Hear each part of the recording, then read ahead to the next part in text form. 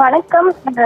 மாநிலங்களவை உறுப்பினர்களாக இருக்கக்கூடியவர்களின் பதவி காலம் விரைவில் முடிவடையக்கூடிய நிலையில் இந்த பதவியை நிரப்புவதற்காக தற்பொழுது வேட்புமனு தாக்கலானது நடைபெற்று வருகிறது.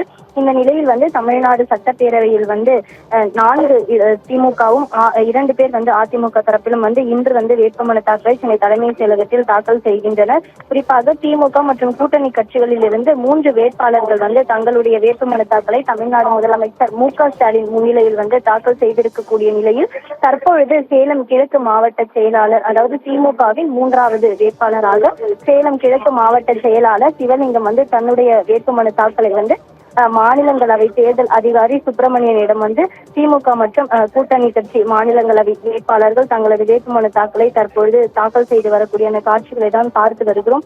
இந்த நிலையில் தொடர்ந்து அதிமுக தரப்பில் இருக்கக்கூடிய வேட்பாளர்களும் தங்களுடைய வேட்புமனு தாக்கலை செலுத்த இருக்கின்றனர். தற்பொழுது சேலம் கிழக்கு மாவட்ட செயலாளராக இருக்கக்கூடிய சிவலிங்கம் முதலமைச்சர் மு.க.ஸ்டாலின் முன்னிலையில் மாநிலங்களவை தேர்தல் அதிகாரி சுப்பிரமணியனிடம் தன்னுடைய வேட்புமனு தாக்கலை கொடுத்து வருகிறார்.